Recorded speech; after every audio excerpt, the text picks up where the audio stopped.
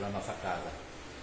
Segunda-feira nós temos, a partir das 18 horas, nós temos atendimento, tratamento fraterno espiritual. O atendimento fraterno é as pessoas que precisam de uma orientação, uma dificuldade, ou precisa conversar. Nós temos aqui as pessoas já capacitadas, os médicos, os trabalhadores, que atendem aqueles que precisam. Então é só procurar a casa aqui, a segunda-feira, a partir das 18 horas, marca, e é feito o atendimento fraterno. A partir das 19 nós temos as palestras públicas sobre o Evangelho de Jesus, e após a palestra nós temos os passos magnéticos. Eles são a segunda-feira. A partir acho que da segunda quinzena de março, ou na primeira, vamos ver o dia certo, nós temos que começar um estudo sobre a doutrina espírita, o livro dos Espíritos e obras complementares. E todos estão convidados, se quiserem participarem, todos estão convidados para conhecer mais a doutrina. Nas terça-feiras, nós temos o tratamento espiritual de cirurgia espiritual à distância e presencial, a partir das 19 horas. A gente pede para chegar aqui em torno das 18h50, 18h40, para fazer uma fichinha com atendimento. E nas quartas-feiras nós estamos tendo um estudo num livro da doutrina espírita, André Luiz, chamado Domínios da Mediunidade. É muito bom, muito conhecimento. Aqueles que quiserem também são convidados, aberto ao público. E a partir das 20 horas nós também temos um estudo aqui, chama um estudo sobre a reforma íntima. São os amigos nossos lá de Louveira, São Paulo, lá perto de Vinhedo, né? De Vinhedo, Campinas, né? A cidade de Louveira, são amigos nossos há muito tempo. E eles também estão dando esse curso de reforma íntima, online. A gente disponibiliza o canal aqui, é aberto aqui, então todos, né, estão convidados também, porque é super importante a nossa reforma íntima, modificar nossos pensamentos, para a gente aprender como realmente a gente deve se portar perante os ensinamentos de Jesus. Então é muito bom, é um curso excelente. E nas quinta-feiras nós temos, a partir das 19 horas, um programa Encontro com Jesus, aonde nós procuramos levar as mensagens do Evangelho de Jesus, Rede Vivo, direcionada a todos os cristãos, a todos aqueles que realmente acreditam num bem maior, aqueles que acreditam no nosso Mestre Jesus. Nós procuramos levar a mensagem deles através de vários e vários autores e de irmãos que sigam a doutrina do Mestre Jesus. E também temos, que é muito importante nesse programa, o Encontro com Jesus, que é transmitido às quintas-feiras a partir das 19 horas e domingo reprise às 10 horas da manhã, pela Rádio Itapoá no ar, né? É uma rádio digital pela internet, é só entrar, procurar Rádio Itapoá no ar, e você já se conecta ali e assiste o programa. E é importante nossos irmãos que estão passando também pelo tratamento de cirurgias espirituais à distância ou presencial, ali também nós fazemos a vibração do tratamento à distância.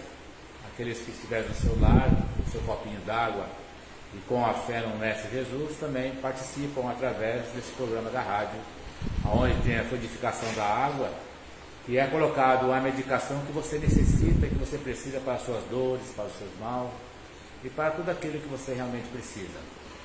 Então esse é um resumo da nossa agenda semanal.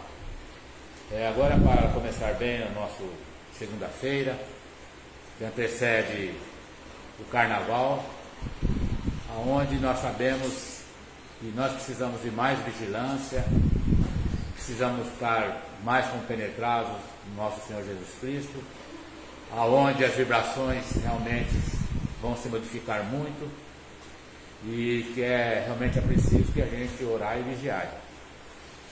Então, para começar, vamos fazer uma prece do Pai Nosso, vocês nos acompanham, e em seguida nós temos a palestra do Evangelho de Jesus pela nossa irmã Maria Helena. Aqui está o tema, capítulo 2, Meu Reino Não É Desse Mundo. para que nós possamos começar muito bem a nossa semana. Pai nosso, que estás no céu, santificado seja o vosso nome. Venha a nós o vosso reino, seja feita a vossa vontade, assim na terra como no céu. O pão nosso de cada dia nos dai hoje. Perdoai as nossas dívidas, assim como nós perdoamos os nossos devedores. E não nos deixeis cair em tentação, mas livrai-nos do mal. E assim, Jesus, damos por aberta a nossa reunião de estudos do Evangelho de Jesus na noite de hoje. A nossa irmã Maria Helena, fica à vontade, minha irmã. Obrigada, Roberto. Obrigada a todos, boa noite. Muito obrigada por virem na casa aí num dia de tanto calor, né? E a gente sempre sente sede, sente fome de alimentar o corpo, mas alimentar o espírito muitas vezes a gente vai deixando de lado. Hoje coube a mim falar um pouquinho mais sobre o Evangelho segundo o Espiritismo, que é esse manual para a vida, né? Não é um manual de comportamento, sim uma filosofia de vida, aquilo que foi ensinado por Jesus, para que todos nós tenhamos a oportunidade de evoluir espiritualmente, evoluir aqui na Terra, junto com os nossos, para promover aí uma caminhada mais tranquila, uma caminhada mais bonita, com amor, com caridade. Então, poderia falar sobre meu reino não é deste mundo. Até o final do ano, nós terminamos o livro Evangelho segundo o Espiritismo. E estamos dando início novamente. Porque toda vez é preciso revisitar aquilo que você viu, ou principalmente aquilo que você leu, porque a gente é dinâmico, né? A gente vai aprendendo muitas coisas, e ao revisitar aquilo que já se viu, quantas outras coisas nós vamos descobrir. Então, sejam bem-vindos a essa caminhada. Nós vamos começar contextualizando, depois falando um pouquinho sobre, e aí a nossa conclusão. Vamos juntos? Vamos acompanhar. Meu reino não é deste mundo, capítulo 2. Pilatos, tendo entrado de novo no palácio, feito vir Jesus à sua presença, perguntou-lhe: És o rei dos judeus? Respondeu-lhe Jesus: Meu reino não é desse mundo. Se o meu reino fosse desse mundo, a minha gente houvera combatido para impedir que eu caísse nas mãos dos judeus. Mas o meu reino ainda não é daqui. Disse-lhe então Pilatos: És, pois, rei? Jesus lhes respondeu: Tu o dizes, sou rei. Não nasci e não vim a este mundo senão para dar testemunho da verdade. Aquele que pertence à verdade escuta a minha voz. Muito já se falou sobre essa passagem. Eu acho que é muito interessante quando nós, e muitas vezes nós buscamos o Evangelho por vários motivos. Às vezes procurando um lenitivo, às vezes procurando esperança, às vezes procurando um consolo através dessa palavra que edifica, que nos traz esse apoio. Mas muitas vezes a gente esquece de olhar o Evangelho contextualizando o momento. Vamos lembrar que quando Jesus disse isso, meu reino não é desse mundo, ele estava nos últimos dias de vida, no meio daquela turbulência toda. E coube a Pôncio Pilatos, na época governador da Judéia, julgar, como cabia a um governador romano, né? Julgar todas as denúncias que chegavam até ele. E naquele momento havia uma ebulição de líderes espirituais que não estavam gostando muito da mensagem que Jesus trazia, porque falava contra, inclusive, alguns preceitos judaicos. E aí eles primeiro, porque havia uma contradição, né, no olhar deles, e por outro lado, eles estavam arrebanhando muita gente. Tudo aquilo que Jesus falava estava fazendo sentido. Jesus também saía, além de falar e de dar sentido à vida aqui na terra, Jesus ainda curava, Jesus ainda ouvia, Jesus não cobrava nada, Jesus exemplificava tudo aquilo que ele falava com caridade, fazendo bem, deixando uma mensagem para que fosse seguida.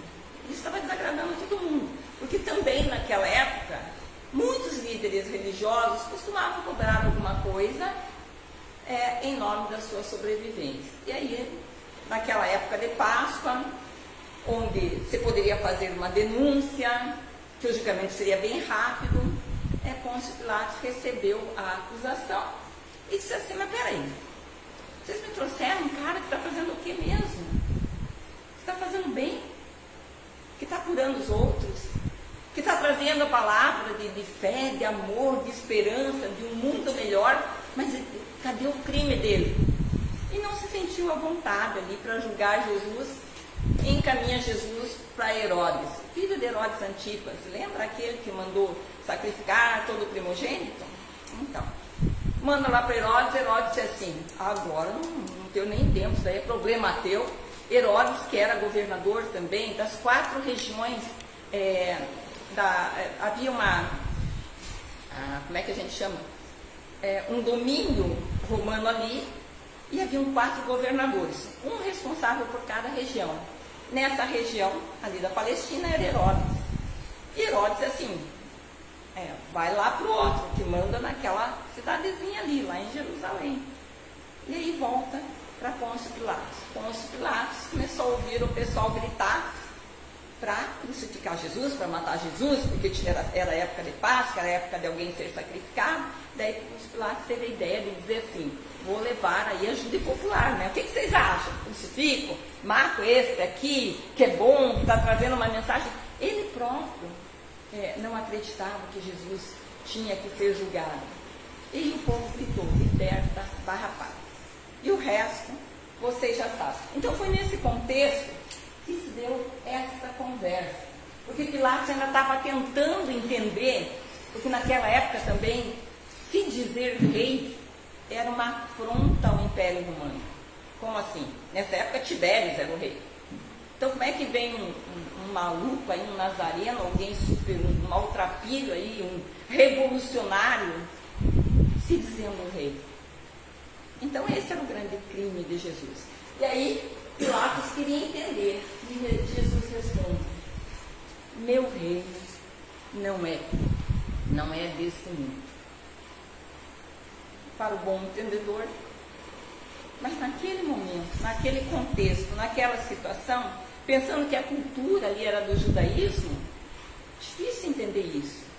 E por isso as ações de Jesus falavam muito mais alto. Então o povo não estava bem entendendo a mensagem de meu reino e do outro mundo, mas entendia as ações de bondade, do caminhar na paz, do querer caridade, do acolhimento com amor. E isso começou a criar uma onda de ciúmes. Então, por isso que eu digo, é interessante quando a gente busca ler o Evangelho, não apenas como buscar uma palavra de consolo, mas ler o Evangelho para efetivamente entender toda aquela mensagem contida, porque nada do que Jesus falava era fortuito, era de graça. Em tudo, em absolutamente tudo, havia uma mensagem ilustrada e que sobreviveu a quantos milênios, apesar de toda a perseguição. Então, seguimos.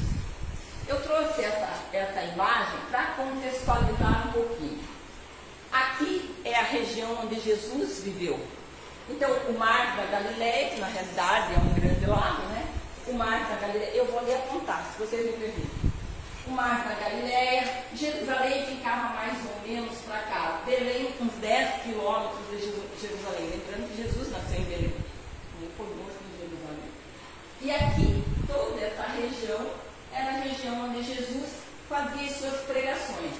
Ali em Tiberíades, em Capernaum, todas essas cidades no entorno desse Mar da Galileia. Foi aí que Jesus multiplicou os pães, foi aí que ele fez o sermão da montanha, foi aí que ele enfrentou a tempestade e mandou acalmar o mar, foi aí que ele multiplicou os peixes e foi aí que começou a sua caminhada. Então tudo isso era necessário primeiro para chamar a atenção. Primeiro para que as pessoas percebessem, principalmente aqueles humildes que começaram a caminhar com ele, E é aqui que se dá toda a vida de Jesus. Assim parece tudo muito pertinho. Mas naquela época, com a dificuldade da locomoção, imagine quanto Jesus andou. E a sua mensagem, então, se reproduziu por toda a região. Só que aqui era Império Romano. Essa região hoje é Israel. Aqui era o Império Romano. Na época, Israel era chamada de Palestina. Lembrando que o Estado de Israel, se não me falha a memória, só existe a partir de 1948, né? Então tudo era Palestina. Então Jesus nasceu em Belém, cidade da Palestina. Só para contextualizar historicamente, né? Então é nesse lugar que Jesus começa a falar que o reino dele não é daqui.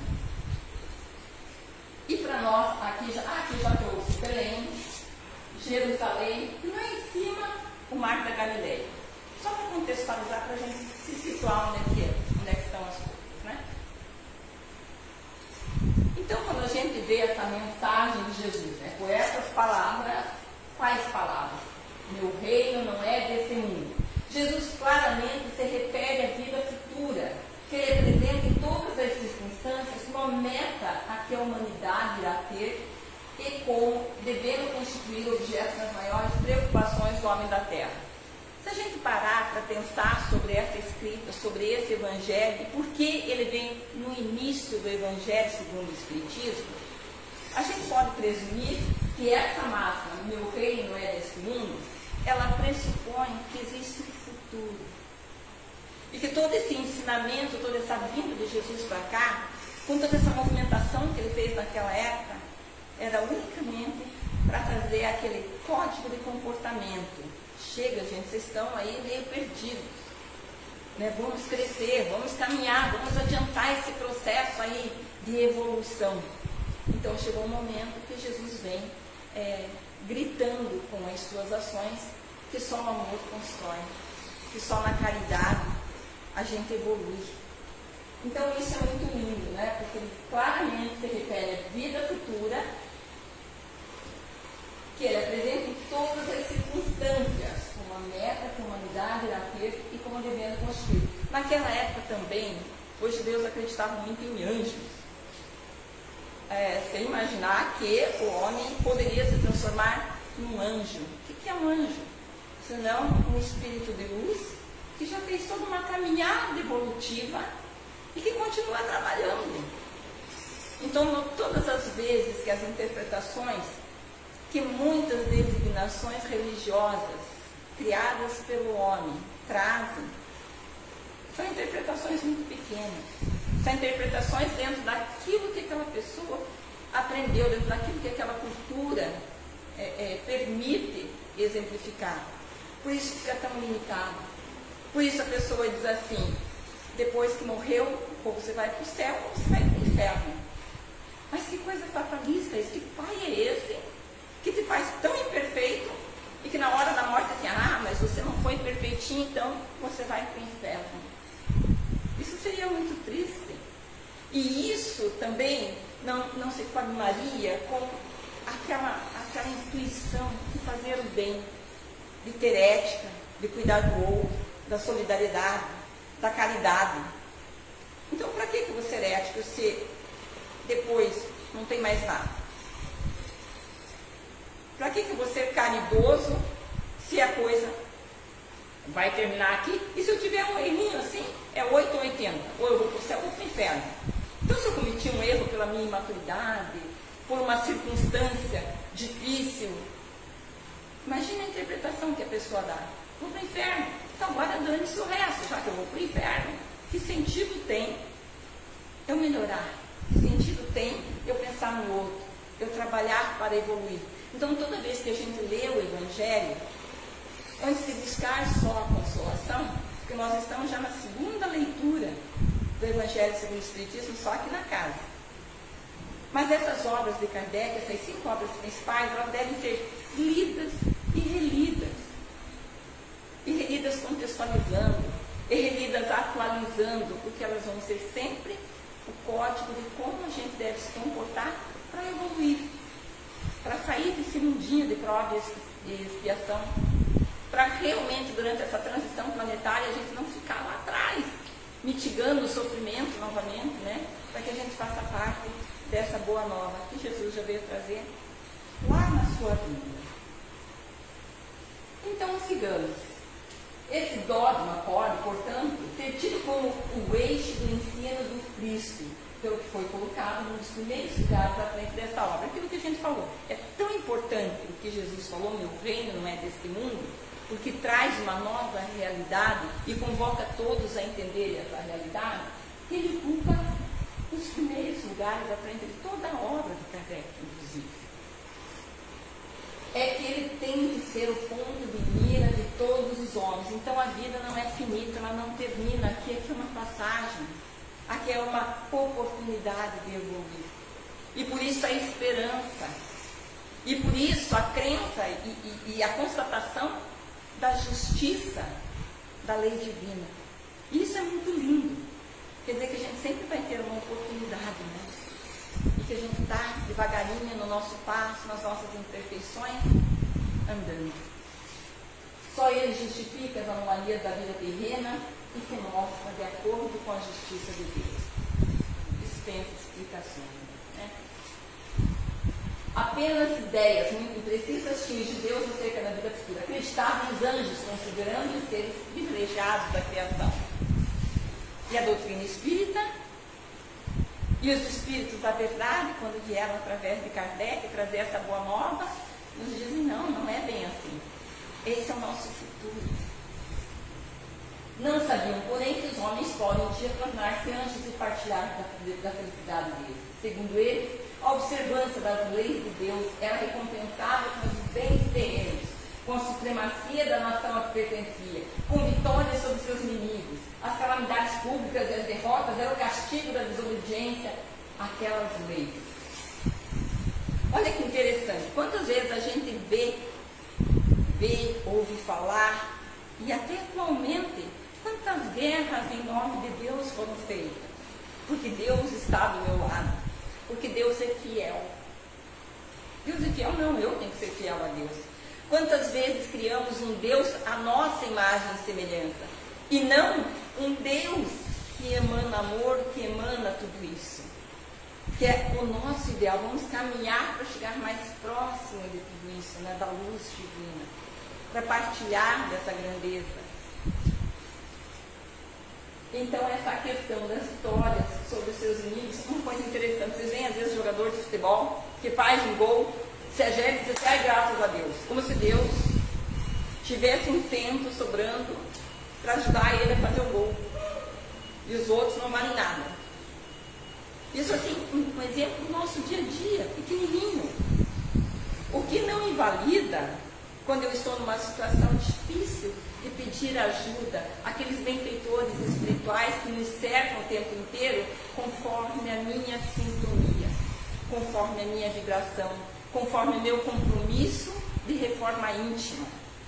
Então aí eu posso pedir sim que eu vou ser atendida, conforme o meu mérito e o meu processo de evolução. Nunca a gente vai estar sozinho, mas daí achar que eu vou comprar um carro novo, porque é Deus quem me deu, não sei, acho que Deus tem outras coisas para se preocupar. Os nossos benfeitores têm outras coisas para se encaminhar. Até porque a coisa material, a quem pertence? A esse mundo. A César o que é de César. E a Deus o que é de Deus. Então as coisas materiais são desse mundo. A nossa construção espiritual, a nossa evolução é para quem mesmo? Para o mundo futuro, que Jesus lá já falou quando estava sendo praticamente crucificado. Meu reino não é desse mundo, mas eu espero vocês lá. Eu vim aqui para dizer justamente que todos vocês podem estar lá comigo.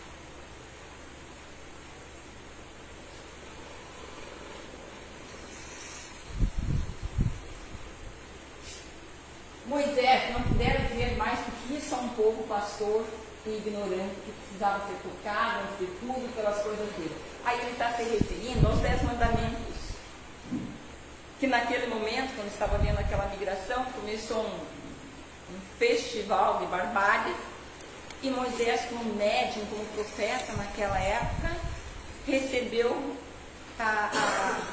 eu vou chamar assim, nem a obrigação, mas recebeu como norma a Tábua dos 10 Mandamentos para organizar aquela vida que se apresentava ali de uma maneira totalmente equivocada, adorando cordeiros de ouro, enfim, fazendo barbaridades e esquecendo, afinal de contas, o que é que eu estou fazendo. Então, aquela tábua que fala sobre os 10 mandamentos, ela servia para aquela cultura, para aquele momento, ela foi importante para criar um código moral. Mas a gente não pode esquecer, por isso é importante contextualizar, a gente não pode esquecer que todas as vezes que nós caminhamos, que nós evoluímos, mais condições nós temos, com a inteligência que Deus nos deu, de avaliar situações. Faz sentido para vocês isso? Então é muito interessante, porque quando nós olhamos os 10 mandamentos, nu e cru, colocados, é um código que vale ainda. Mas nada é absoluto. Nada é absoluto. A gente tem que reinterpretar, readequar, trazer para o contexto atual, para poder seguir. Mais tarde, Jesus me revelou que há outro mundo, onde a justiça de Deus segue o seu curso, independente do que eu faça, independente da religião que eu professe, independente das minhas faltas, independente dos meus acertos, a vida segue, é a lei natural. É esse mundo que ele promete aos que cumprem os mandamentos de Deus. E um dos bons acharão sua recompensa. Não é que Deus vai dizer assim, que bacana, Roberto, vem aqui, você se comportou direitinho. Não, é um processo natural de evolução e de sintonia. À medida que eu evoluo, à medida que eu vou promovendo uma reforma íntima, eu vou sintonizando, eu vou estabelecendo uma conexão com outro modelo, com outros espíritos que nos acertam, porque está fazendo sentido nos acompanhar. Toda vez que a minha vibração cai, com quem que vocês acham que eu vou vibrar? Com quem ainda está no começo da caminhada, com quem ainda precisa se segurar, com quem ainda tem muitos vícios. E toda vez que eu me proponho a melhorar a minha sintonia, naturalmente eu vou sendo ajudada na caminhada. Aí o seu reino, lá é que ele se encontra na sua glória, para onde voltaria quando deixasse a terra. Então, todo mundo sabe que o trabalho que deu para Jesus vir para cá. Quantos milhares de anos foram necessários para preparar a vinda de Jesus aqui naquele momento. Então, a gente sempre comenta aqui que o homem na Terra, ele tem uma data de estar aqui mais ou menos há 2 milhões de anos.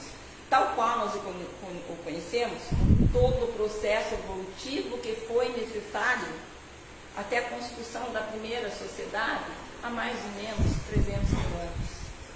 E não era uma sociedade onde tinha carne, mas uma sociedade onde haviam grupos e colônias. Mas há quantos séculos já se discute pensadores sobre a necessidade da evolução interna, do autoconhecimento, de tudo isso que promove a evolução espiritual. E o que nós avançamos desde aquela época? Nós avançamos tecnologicamente, mas parece que a gente está se afastando cada vez mais. Parece que nós não temos mais tempo para acolher o outro. Parece que o nosso egoísmo, parece que o orgulho, que é o pai do egoísmo, do individualismo, se faz presente a todo momento. Nesse curso de reforma íntima que a gente está fazendo, na penúltima aula se falou muito nisso. E é uma verdade. Antigamente as pessoas tinham uma televisão na casa. Hoje tem uma em cada quarto. Antigamente nós não tínhamos o celular. Hoje cada um tem o seu. Isso vai abstraindo a pessoa, vai fazendo fuga, para que ela também não se confronte, para que ela também adie a reforma necessária, adie o encontro necessário, adie a conversa necessária. Então talvez seja hora de parar, principalmente para a gente que conhece o Espiritismo. Entender a mensagem é entender que a nossa evolução depende da reforma íntima. Depende de uma nova forma de caminhar. Porque aí a gente vai sair disso aqui, né? porque ninguém aguenta mais doença, luta, maldade, e todas as mazelas que ainda temos no nosso planetinha. Jesus, porém, conformando seu ensino com o estado dos homens de sua época, não julgou conveniente dar-lhes luz completa. A luz completa era contar como é que era esse mundo a que ele voltaria, né? Percebendo que eles ficariam deslumbrados, visto que não a compreenderiam. Limitou-se a, de certo modo, apresentar a vida futura apenas como um princípio, como uma lei da natureza, a cuja ação ninguém pode fugir. A cada ação, uma reação. Se eu machuco outro, há uma chance grande de eu ser machucada também. Se eu cometo um crime, eu vou preso. Então, essa é uma lei natural e incontestável. A cada ação minha haverá uma reação. E é uma lei de Deus também, né? E todo cristão tem que ter esse ponto. O Espiritismo veio completar, nesse ponto, como em vários outros, o ensino do Cristo, fazendo quando os homens já se mostram maduros bastante para aprender a verdade.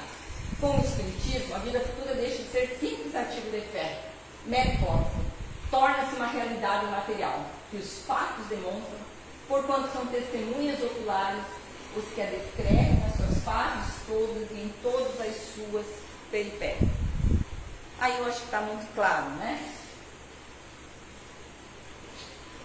Na época do advento, da codificação, disse, pronto, vocês já têm inteligência suficiente, vocês já têm uma caminhada suficiente, vocês já experimentaram várias situações, agora eu posso trazer mais luz àquilo que eu falei lá no começo. E quantos estão ouvindo? A própria ciência, através da física quântica, através de tantos estudos, que não conseguem explicar fenômenos que a gente sabe que tem uma outra origem, em um outro mundo, estão se rendendo. Você veja uma USP da vida fazendo pesquisas muito sérias, vocês vejam a Associação dos Médicos Espíritas trazendo tratamentos revolucionários. Então, tudo isso está sinalizando o quê? O Espiritismo talvez seja o futuro de todas as religiões. E aí, quando você vê também as previsões, hoje eu assisti aquele History Channel, e foi muito engraçado, porque eles falavam de algumas previsões apocalípticas lá, que o Papa vai ser o último Papa, que quando ele morrer vai cair tudo, tudo vai ser destruído, que as pessoas vão sofrer muito. O que a gente pode deduzir disso, que vai cair tudo? Então, talvez caia toda essa máscara que alimentou durante tantos anos crenças, para deixar as pessoas ali muito, né? Eu não vou falar o termo de muito reféns, muito fantoches, porque vai se cair tudo. E aí, como é que eu explico? Como é que eu me reinvento? Como é que eu jogo fora aquela crença que eu aprendi uma vida inteira? Então, isso traz dor, isso traz necessidade de rever. Então, talvez seja essa uma das grandes mensagens do Apocalipse, né? Eu trouxe aqui uma imagem do mito da caverna, que vocês já ouviram falar. O mito da caverna foi descrito por Platão, que é a dificuldade daquela pessoa que está dentro de uma caverna em ver o que acontece fora dessa caverna. Então, essas pessoas que estavam presas ali na caverna, e que são as pessoas do lado de lá, elas conseguem ver só trabalhadores do outro lado de cada parede da caverna, com as suas ferramentas andando para lá e para cá. E elas começam a crer que aquelas imagens refletidas são a realidade. E aquilo ali é assustador. Então eu não vou sair daqui. Então elas estão presas em grilhões, elas estão acorrentadas e não querem sair dali. Até que alguém inconformado solta um grilhão e começa a dar um passo, dois passos, e começa a perceber, opa, mas peraí, ali tem uma claridade. E vai até a claridade e percebe que tem um outro mundo além da caverna. Eu estou falando de uma maneira bem passando, bem grosseira até, né? E percebe que ali tem uma outra luz. E convida todos os outros a virem. Mas o medo de se deparar com a verdade foi tanto que muitos poucos sabem. Como é que a gente traduz isso para os dias de hoje? Eu tenho tanto conforto na minha crença Eu tenho tanto conforto naquilo que eu aprendi desde criança, que se eu for tentar ver essa luz, eu vou ter que me reinventar. Então é melhor eu ficar aqui. E isso também traz uma situação de autoindulgência. Então eu interpreto o Evangelho como mercado, como eu gosto, e a gente vê aí um mercado em torno da espiritualidade, utilizando de religiões para danificar, para fazer mal mesmo, para deixar as pessoas reféns, dando uma interpretação totalmente equivocada do Evangelho. Até porque talvez a criatura nem consiga interpretar como é mesmo. Talvez porque aquela criatura não se debruce para ver o contexto, o texto e que mensagem estava incluída lá. Lembrando que Jesus trazia muitos exemplos para que aquelas pessoas compreendessem, né, através de parábolas. Então, conforme a minha formação, eu traduzo aquilo para que caiba aqui dentro, para que eu diga, viram como eu faço? E aí eu sou autoindulgente, quer dizer, eu perdoo a mim mesmo e não vejo necessidade de avançar nem de mudar. E carrego um monte de gente. E aí eu perco uma grande oportunidade. Imagina a responsabilidade dessas pessoas que não se permitem olhar a luz fora da caverna. Onde é que eu acho essa luz? Lendo, pesquisando. O Espiritismo é a doutrina, é a filosofia da fé raciocinada. Tudo aquilo que a ciência provar e que, se porventura o Espiritismo falou contra, abandone o Espiritismo e creia na ciência. Porque nós temos inteligência para justamente colocar à prova. E porque nós não questionamos barbaridades que falam, às vezes, envolvendo o nome de Deus, envolvendo o nome de Jesus. Quantas guerras santas, quantas jihadis naquele Oriente Médio, terra de Jesus. Muito complicado isso, né? E aqui eu trago uma conclusão. Ora, a descrição da vida futura é tão circunstancialmente feita, são tão racionais as condições ditosas ou infortunadas da existência dos que lá se encontram, quais eles próprios pintam, que cada um aqui, a seu mau grado, reconhece e declara a si mesmo que não pode ser de outra forma, porquanto assim sendo, patente fica a verdadeira justiça de Deus. Então eu vou sofrer consequências, não porque Deus é carrasco, porque Deus é um cautivo. Eu vou sofrer consequências do meu ato. E eu tenho que reparar esse ato.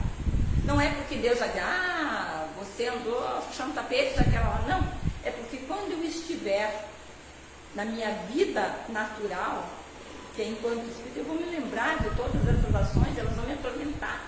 E esse é o inferno. E aí eu vou lembrar do acordo que eu fiz para vir para cá, para poder evoluir. E não cumpri. Então eu vou perceber que eu rasguei aquele contrato. E aí talvez eu tenha que voltar outra vez e passar por todo esse perrengue. Esse é o inferno. O inferno somos nós que nos impusemos. E por isso a necessidade da reforma íntima. E eu convido vocês a virem nas quartas-feiras, que é um convite maravilhoso, trazendo pontos que a gente muitas vezes na correria do dia a dia, e mesmo lendo, que cada um tem um olhar. Nesse curso a gente tem essa possibilidade de ampliar o olhar e de perceber o tempo de cada um, em que tempo eu estou e de que forma eu posso proceder, para que a gente possa caminhar a caminho da luz, para que a gente possa realmente cumprir a promessa e o acordo que a gente fez antes de vir para cá, que é evoluir, cada um no seu passinho. Ninguém sabe exatamente o que precisa fazer aqui, mas se eu tiver a boa vontade, se eu procurar fazer o bem, eu já estarei evoluindo bastante. Quer dizer, seguindo a cartilha de Jesus. Qual que é a cartilha de Jesus? O Evangelho. Muito obrigada a vocês.